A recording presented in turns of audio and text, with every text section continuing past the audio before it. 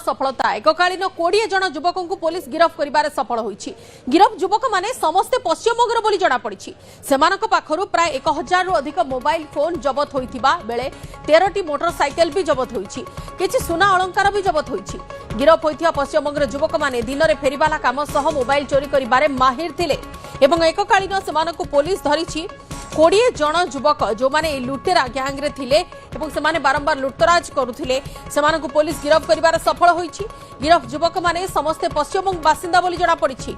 सेमानक पाखरु प्राय 1000 रु अधिक मोबाइल फोन जबत होईछि। 13टी मोटरसाइकेल जबत होईछि एवं ता सहित किछि सुना अलंकार मध्ये जबत होईछि। सहयोगी अजित अछंती हम सहित गंजाम रु अधिक तथ्य पई। अजित, पुलिस गोटे बड़ सफलता पाई एककालीन 20 रु अधिक लोकों को 20 जन को गिरफ कर सारी किंतु ए घटना नहीं कि पुलिस को टेर केमती कौन मिला एवं ए घटना केवल 20 जनकर संपृक्ति ना आउ कहार भी लिंक अछि? निश्चित भाव बंदिता यही घटना वर्तमान गंजाम जिला एक प्रकार रोचक विषय होइछि। कारण एक संगरे अन्य राज्यर विशेषकर 20 रु अधिक पश्चिमबंगर युवक माने गिरफ होगा आश्चर्य होइछि। तबे सबुठारु बड़ कथा होछि एमाने गंजाम जिला भंजनगर सहर समेत आखपाख अंचल रे विभिन्न स्थान रे घर भड़ा नहीं दिन रे फेरीवाला काम करुतले। विशेष करी एमानकर काम रहितिला गाँ को गाँ बुली चुटी संग्रह करिबा एवं विशेष करी जो घर को एमाने जाती सेठारे सेमाने प्रायतः मोबाइल को टार्गेट करुतले एवं एमाने जो 20 जणिया गैंग रहिसंती एमाने समय देखि मोबाइल को लूट तराज करतले। ए संपर्क रे भंजनगर थाना रे मध्य बहुबार अभियोग होउतला।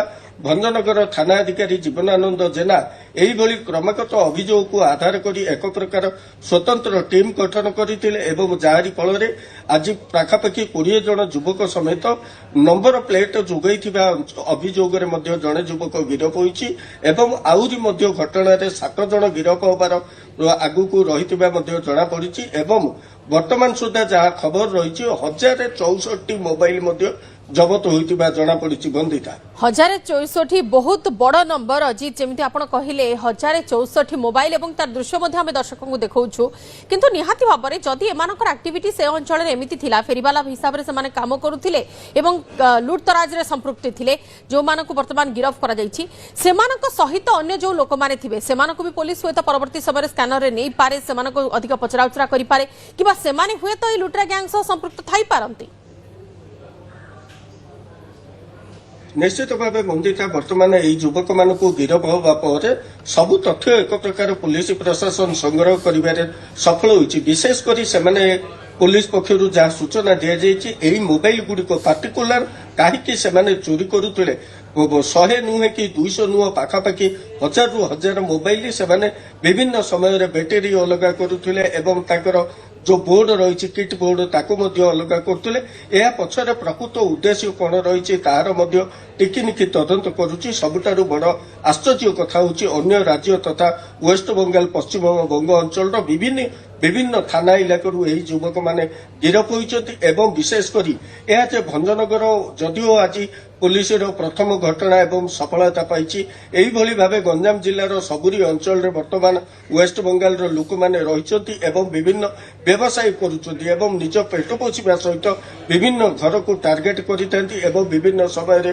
चोरी करिथांती जहाँकि एबे आलोचनार प्रमुख कारण होउछि एवं आहुरी मध्य एही घटना रे 7 जन खूब शीघ्र गिरफ होबा नै मध्य पुलिस पक्षरु सूचना दिया जाइछि। सेही 7 जन गिरफ होबा परे आहुरी बहु बड़ तथ्य आसिबार संभावना रही। बिल्कुल बहुत बहुत गुड़े मोबाइल से वर्तमान जहाँ पर्यंत लुट करथिले 1046 मोबाइल एवं ता सहित सुना अलंकार बाइक मध्य ए सब को वर्तमान पुलिस तो निज हेफाजत को नहीं सारी एवं अन्य पक्षरे आउ 7 जनकर गिरफ्तारी नहीं कि पुलिस मध्य सूचना देछि। सेमानक परवर्ती समय जेतेबेले गिरफ करा जिवो सेमानक ठारो अधिक तथ्य हस्तगत होई पारे।